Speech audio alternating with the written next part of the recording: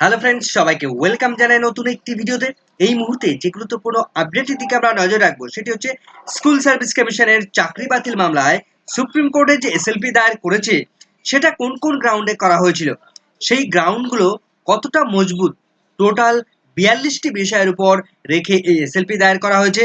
এই বিষয়গুলো কি কি আমরা জানবো। এই গ্রাউন্ডগুলো স্কুল সার্ভিস কমিশনের যোগ্য ক্যান্ডিডেটদের তাদের চাকরি বাঁচাতে কতটা সক্ষম, আদৌ কি এই গ্রাউন্ডগুলো যোগ্যদের চাকরি টিকিয়ে রাখতে সক্ষম, বিস্তারিত থাকবে এই ভিডিওর মধ্যে। কোনো রকম স্কিপ না করে শেষ পর্যন্ত দেখতে থাকুন। ভিডিওটি ভালো লাগলে অবশ্যই একটু লাইক এবং কমেন্ট করে যাবেন। চ্যানেলটিতে নতুন হলে অবশ্যই একটু সাবস্ক্রাইব করে রাখার অনুরোধ রইল। পাশে থাকা বেল আইকনটি অবশ্যই অন করে রাখবেন পরবর্তী ধরনের আপডেট সঙ্গে সঙ্গে পাওয়ার জন্য। তো চলুন বন্ধুরা, ভিডিওটি শুরু করা যাক। তো স্কুল সার্ভিস কমিশন নবম, দশম, একাদশ, দ্বাদশ, গ্রুপ সি, গ্রুপ ডি এবং ক্লার্ক এই চারটে স্তরে টোটাল যে 26,000 প্রায় শিক্ষকদের চাকরি বাতিল সংক্রান্ত বিষয় নিয়ে যে সংশয় ইতিমধ্যে এসে দাঁড়িয়েছে সুপ্রিম কোর্টে, যেখানে বিচারাধীন রয়েছে, সেই মামলাটির যে পিটিশন বা এসএলপি নাম্বার, সেখানে আমরা যে গ্রাউন্ডগুলো দেখতে পাচ্ছি, যে গ্রাউন্ডগুলোর উপর বেস করে স্কুল সার্ভিস কমিশন তারা এই মামলাটি করেছে, সেই গ্রাউন্ডগুলোর ডিটেলস আমরা দেখে নেব। বলা হচ্ছে যে এই যে রিট পিটিশনটা করা হচ্ছে সেটা ফলোইং গ্রাউন্ড, নিম্নলিখিত গ্রাউন্ডগুলোর উপর বেস করে টোটাল 42টি গ্রাউন্ডের উপর রেখে এই মামলাটি এসএলপি করা হয়েছে। তো প্রথম যে গ্রাউন্ডটা রাখা হয়েছে এ নাম্বার পয়েন্টে, বিকজ এই মামলাটি কেন করা হয়েছে, বিকজ তার কারণ অনারেবল ডিভিশন বেঞ্চ তারা একটা বিষয় একসঙ্গে করে ফেলেছে, যে বিষয়টাতে পার্থক্যীকরণ করতে পারে কলকাতা হাইকোর্ট পার্থক্যীকরণ করতে পারেনি, যে ভ্যালিড অ্যাপয়েন্টমেন্ট কোনটা এবং ইনভ্যালিড অ্যাপয়েন্টমেন্ট বা ইলিগাল অ্যাপয়েন্টমেন্ট কোনটা, এই দুটো বিষয়ের মধ্যে পার্থক্যীকরণ না করে তারা টোটাল 23,123 জন ক্যান্ডিডেটকে তাদের চাকরি বাতিল করে দিয়েছে, যারা টিচিং এবং নন টিচিং স্টাফ উভয়ের মধ্যে পড়ছে। যেখানে সিবিআই এবং স্কুল সার্ভিস কমিশন তারা ডিরেকশন দিয়েছে যে কোন কোন ব্যক্তি, কোন কোন ক্যান্ডিডেটরা, কোন কোন টিচার, নন টিচিং স্টাফরা তারা বিভিন্ন ইলিগাল ভাবে চাকরি পেয়েছে। সেখানে তারা ইন্ডিকেট করেছে যে অ্যাপয়েন্টমেন্ট আউটসাইড অফ দ্য প্যানেলের বাইরে থেকে যাদেরকে নিয়োগ করা হয়েছে তারা ইন্ডিকেট করেছে, অর্থাৎ তাদের সংখ্যাটা দিয়েছে। আপনার expire of the panel expire করে যাওয়ার পর তার সংখ্যাটা দিয়েছে। তার পাশাপাশি যেটা বলেছে must return all remuneration and benefit receive by them. ইতিমধ্যে তারা যে সমস্ত রেমুনারেশন পেয়েছে বা যে সমস্ত স্যালারিগুলো পেয়েছে, যে সমস্ত বেনিফিটগুলো পেয়েছে, সেগুলো তাদেরকে সম্পূর্ণটা ফেরত দেওয়ার নির্দেশ দেওয়া হয়েছিল এবং সেটা 4 সপ্তাহের মধ্যে কমপ্লিট করার নির্দেশ দিয়েছিল। তো এখানে তাদের প্রশ্ন যে জেনুইন কোন ক্যান্ডিডেট এবং ইলিগাল কোন ক্যান্ডিডেট, তাদের মধ্যে কোনো রকম ভাবে পৃথকীকরণ করেনি ডিভিশন বেঞ্চ। 2 নম্বর প্যারাগ্রাফে যেটা বলা হচ্ছে, সিবিআই বিভিন্ন সময় এনকোয়ারি করেছে এবং বিভিন্ন ভেরিয়াস ডকুমেন্ট সেখানে প্রডিউস করেছিল স্কুল সার্ভিস কমিশন। তা সত্ত্বেও সেখানে হাইকোর্টের 240 নম্বর প্যারাগ্রাফে সেখানে উল্লেখ করা রয়েছে যে কোথায় কত ইলিগাল হয়েছিল, সেই সংখ্যাটা তারা জানিয়েছিল, যে কোন কোন লেভেলে ওএমআর মিসম্যাচ হয়েছে, কোন কোন লেভেলে র্যাঙ্ক চ্যাম্প হয়েছে, কোথায় কোথায় ইলিগাল হয়েছে, সমস্ত ডিটেলস এর পার্সেন্টেজটা এখানে উল্লেখ করা রয়েছে। তো টোটাল সেক্ষেত্রে রিক্রুটমেন্ট দেখা যাচ্ছে যে 23,123 জন ক্যান্ডিডেট রিক্রুটমেন্ট প্রসেস কন্ডাক্ট করেছিল স্কুল সার্ভিস কমিশন। তার মধ্যে থেকে 4,327 জনের মধ্যে ইলিগালিটিস লক্ষ্য করা গেছে। তো এই ডেটা স্কুল সার্ভিস কমিশন তারা দিলেও, সিবিআই তারা তথ্য দিলেও, কলকাতা হাইকোর্ট তারা এদেরকে বাতিল না করে তাদের যোগ্য ক্যান্ডিডেট সবাইকে বাতিল করে দিল। কোন কারণে? কলকাতা হাইকোর্ট তার ওরাল সাবমিশনে এই সমস্ত নির্দেশগুলো তারা দিয়েছেন without any affidavit on record, কোনো রকম ভাবে এফিডেভিট তারা সাবমিট করতে হয়নি। এই মুহূর্তে সমস্ত টিচারদের, তাদের টিচিং এবং নন টিচিং স্টাফদের অ্যাপয়েন্টমেন্ট বাতিল করলে যে বড় সংখ্যার একটা ফাঁকা শূন্যপদ তৈরি হবে, সেখানে পরবর্তী নতুন সিলেকশন প্রসেস যতক্ষণ না হচ্ছে ততক্ষণ ওই সেই নতুন যে সমস্ত একাডেমিক সেশনগুলো চলছে এই মুহূর্তে, সেই সমস্ত একাডেমিক সেশনের বাচ্চারা, ছেলেমেয়েরা তারা সাফার করবে। ডিভিশন বেঞ্চ পাঞ্জাবের একটি মামলা ইন্দ্রপ্রীত সিং, তার সেই মামলাটির উপর বেস করে যে অর্ডারটা দিয়েছিলেন, রেফারেন্স টেনেছিলেন, no case for cancellation of the entire selection process was made out, অর্থাৎ সেখানে সমস্ত রিক্রুটমেন্ট প্রসেসটাকে ক্যান্সেল করা হয়নি, সেখানে একটা পার্ট ক্যান্সেল করা হয়েছিল। সেখানে যোগ্য এবং অযোগ্য ক্যান্ডিডেটদেরকে সবাইকে সেম কালারে দেখা হয়, একই রকম দৃষ্টিভঙ্গিতে দেখা হচ্ছে। এখানে আরেকটা অভিযোগ নিয়ে আসা হয়েছে যে কনফিডেন্সিয়াল সুপার নিউমারেসি পোস্ট সেখানে ক্রিয়েট করা হয়েছিল, ফলে সেই সুপার নিউমারেসি পোস্টে ইলিগাল অ্যাপয়েন্টমেন্ট হয়েছে এমন অভিযোগ এসছে। কিন্তু স্কুল সার্ভিস কমিশন তারা জানাচ্ছে no appointments are made in this post, অর্থাৎ এই যে সুপার নিউমারেসি পোস্ট তারা তৈরি করেছিল সেখান থেকে কোনো রকম ভাবে অ্যাপয়েন্টমেন্ট তারা ক্রিয়েট করেনি। স্কুল সার্ভিস কমিশন তৈরি হয়েছিল 1997 সালে এই সমস্ত টিচার এবং নন টিচিং স্টাফ নিয়োগ করার জন্য। এসএসসি যে এসএলএসটি পরীক্ষাটা নিয়ে থাকে, সেখানে তারা ভ্যাকেন্সির রেসপেক্টে প্রত্যেক ক্যান্ডিডেট তারা যে রিটেন টেস্টে যে মার্কস পায়, তার পাশাপাশি তার একাডেমিক কোয়ালিফিকেশন এবং পার্সোনালিটি টেস্ট সমস্ত কিছু নিয়েই মেরিট লিস্ট প্রকাশিত হয় এবং তার পাশাপাশি ওয়েটিং লিস্ট পাবলিশ হয়। সেই প্যানেলের ভ্যালিডিটি 1 ইয়ার থাকে এবং এরপর স্কুল সার্ভিস কমিশন যে সমস্ত ক্যান্ডিডেটরা সিলেক্ট হয় তাদেরকে রেকমেন্ডেশন প্রদান করে এবং তারপর সেই সমস্ত ক্যান্ডিডেটদের অ্যাপয়েন্টমেন্ট প্রদান করে West Bengal board of secondary education অর্থাৎ মধ্যশিক্ষা পর্ষদ। স্কুল সার্ভিস কমিশন 2016 সালে যে রিক্রুটমেন্টের জন্য নোটিফিকেশন প্রকাশ করে সেখানে তারা মেরিট লিস্ট প্রকাশ করে এবং অ্যাপয়েন্টমেন্ট দেয়। কিন্তু যে সমস্ত ক্যান্ডিডেটরা অসফল হয়েছিল, আনসাকসেসফুল হয়েছিল, তারা কলকাতা হাইকোর্টে এসে এই মামলা করে। বিভিন্ন গ্রাউন্ড দিকে 2016 সালের সিলেকশন প্রসেসকে সম্পূর্ণভাবে তারা চ্যালেঞ্জ জানায়। গ্রুপ সি এবং গ্রুপ ডি তাদের যে নন টিচিং স্টাফ তাদেরকে নিয়োগ করা হয় 2009 সালের রুলস এর উপর বেস করে এবং 9, 10, 11, 12 এর যে শিক্ষকদের নিয়োগ করা হয় রুলস 2016 এর উপর বেস করে। কলকাতা হাইকোর্ট তারা বিভিন্ন সময় বিভিন্ন ক্ষেত্রে দেখা গেছে তারা বিভিন্ন ধরনের অ্যাপয়েন্টমেন্ট তারা ক্যান্সেল করেছে বিভিন্ন সময় on the ground of that, তাদের বিভিন্ন গ্রাউন্ডগুলো বিভিন্ন কারণগুলোর উপর বেস করে, যেখানে ইলিগাল ভাবে অ্যাপয়েন্টমেন্ট হয়েছে, যেখানে ম্যানিপুলেশন হয়েছে, এভ্যালুয়েশন প্রসেসের ক্ষেত্রে তাদেরকে চাকরি বাতিল করেছে বিভিন্ন সময় বিভিন্ন ক্ষেত্রে। তো এই অর্ডারটি পূর্বের যে সমস্ত অর্ডার হয়েছিল সেই অর্ডারগুলোকে এফেক্টেড ফেলবে, প্রভাবিত করবে। 19/11/2023 সালে অনারেবল কোর্ট তারা একটা ডিরেকশন দিয়েছিল অচিন্ত কুমার মন্ডল ভার্সেস লক্ষ্মী টুঙ্গার এই মামলায়, যে 2016 সালে যাদেরকে অ্যাপয়েন্টমেন্ট দেওয়া হয়েছিল অল ইস্যু সমস্ত অ্যাপয়েন্টমেন্টগুলোকে এক্সামিন করার অর্থাৎ পুনরায় ডিভিশন বেঞ্চে পরীক্ষা করার নির্দেশ এসেছিল এবং সেখান থেকে একটা ফাইনাল ডিসিশনে আসার কথা বলা হয়েছিল। 2016 সালের রিক্রুটমেন্ট প্রসেসে বিভিন্ন ধরনের ইরেগুলারিটিস হয়েছে এমন কারণ দেখিয়ে ডিভিশন বেঞ্চ তারা সমস্ত প্রসেসটাকে ক্যান্সেল করে দিয়েছে।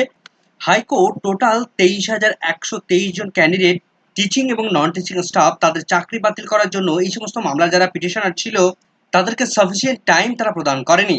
সিবিআই তারা এনকোয়ারি করে যে রিপোর্ট সাবমিট করেছে এবং স্কুল সার্ভিস কমিশন তারা যে ইরেগুলারিটিস কথা জানিয়েছে বা তার রিপোর্ট এফিডেভিট তারা সাবমিট করেছে সেখানে তারা জানিয়েছে 4,327 জন টিচার বা নন টিচিং স্টাফ তাদের মধ্যে যে ইলিগালিটিস রয়েছে সেই তথ্য তাদেরকে দেওয়ার পরেও টোটাল 23,132 জন ক্যান্ডিডেটের মধ্যে থেকে যারা ভ্যালিড ক্যান্ডিডেট তাদেরকে কলকাতা হাইকোর্ট খুঁজে পায়নি। হাইকোর্ট একটা মেকানিক্যাল ডিরেকশন দিয়েছে একটা ফ্রেশ সিলেকশন প্রসেস কন্ডাক্ট করার জন্য। Right two free and compulsory education act 2009 অনুসারে স্টুডেন্ট টিচার রেশিও 40:1 অনুপাত হওয়া উচিত, কিন্তু এত টিচার চাকরি থেকে বাদ দেওয়ার ফলে এলিমেন্টারি লেভেল থেকে শুরু করে সেকেন্ডারি লেভেল পর্যন্ত এই রেশিও এই মুহূর্তে মেনটেন করা সম্ভব হচ্ছে না। পাঞ্জাবের একটি মামলা ইন্দরপ্রীত সিং এর যে মামলাটি সেই মামলার কতগুলো ব্যাকগ্রাউন্ড এখানে তুলে ধরার চেষ্টা করেছে। সাফিসিয়েন্ট মেটেরিয়াল কালেকশন ছাড়াই সিলেকশন প্রসেস ওয়াজ টেন্টেড, অর্থাৎ সিলেকশন প্রসেসটা ঠিকঠাকভাবে মেনটেন করা হয়নি। সিবিআই এবং এসএসসির সমস্ত মেটেরিয়ালসকে গুরুত্ব না দিয়ে তারা সম্পূর্ণ সিলেকশন প্রসেসটা টেন্টেড ছিল তা দাবি জানিয়েছে বা অর্ডার দিয়েছে। এসএসসি এবং সিবিআই তারা বিভিন্ন ডেটা বারবার দিলেও, মাল্টিপল রিপোর্ট দিলেও, কোন কোন বিষয়ে ইলিগাল অ্যাপয়েন্টমেন্ট হয়েছে সেগুলো তারা তুলে ধরলেও সমগ্র এন্টায়ার সিলেকশন প্রসেসটা তারা সম্পূর্ণভাবে বাতিল করে দিয়েছে। অর্ডারের 252 পেজে সেখানে বলা হয়েছে যে সিবিআই তারা যে অলরেডি ইনভেস্টিগেশনগুলো করেছে এবং তার চার্জশিটগুলো তৈরি করেছে সেগুলো অলরেডি সম্পন্ন করে ফেলেছে। তো কোথায় কোথায় ইরেগুলারিটিস হয়েছে সেখানে আইডেন্টিফাই হয়ে গেছিল, তারপরও এন্টার সিলেকশন প্রসেস সমস্ত সিলেকশন প্রসেসটা ক্যান্সেল করা কি ঠিক হয়েছে? তাছাড়া গ্রুপ ডির একটি মামলা যেখানে র্যাঙ্ক জাম করে চাকরি দেওয়া হয়েছে এমন একটি মামলা হাইকোর্টে যে তার ম্যাট নাম্বার এত এত রয়েছে এবং সেটা বর্তমানে সুপ্রিম কোর্টে বেচারাধীন রয়েছে, যে মামলাটির পিটিশনার রয়েছেন সঞ্জু ঘোষ ভার্সেস লক্ষ্মী টুঙ্গা। সেখানে সমস্ত রিক্রুটমেন্ট প্রসেসটাকে চ্যালেঞ্জ জানানো হয়েছে। সুপ্রিম কোর্ট 24/7/2023 তারিখে একটা ডিরেকশন দিয়েছিল যে গ্রুপ ডি সংক্রান্ত বিষয়ে সমস্তটাই impugned order shall be remain stay, অর্থাৎ আপাতত সমস্ত প্রসেসটার উপর স্টে থাকবে। যদিও র্যাঙ্ক জাম্পের সেই মামলাটি বর্তমানে ডিসপোজ অফ করে দেওয়া হয়েছে।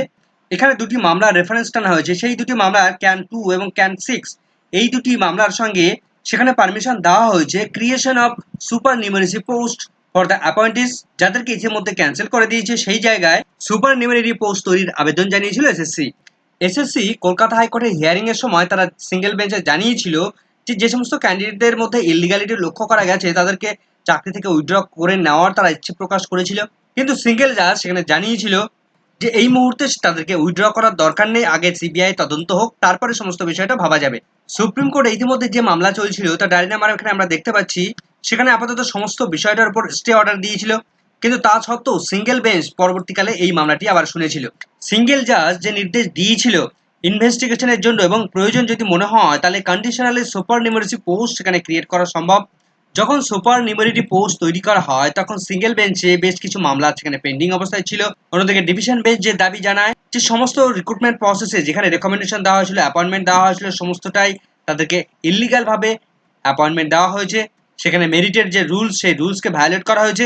যখন বিভিন্ন ক্যান্ডিডেটকে র্যাঙ্ক জাম্প করে চাকরি দেওয়া হয়েছে, অ্যাপয়েন্টমেন্ট দেওয়া হয়েছে, তখন স্টেট গভর্নমেন্ট তখন একটা ডিসিশন নেওয়া হয়েছে যে যারা বাকি ওয়েটিং লিস্টে পড়ে রয়েছে বা যারা সাফার হয়েছেন তাদের সুপার নিউমেরারি পোস্ট ক্রিয়েট করে তাদেরকে অ্যাকোমোডেশন করা হবে বা তাদেরকে চাকরি দেওয়া হবে। সেটা সম্পূর্ণরূপে পাবলিক ইন্টারেস্টের জন্য এটা করা হচ্ছে। সুপার নিউমেরারি যে পোস্ট তৈরি করা হয়েছিল সেটাই অ্যাবসলিউট ছিল না।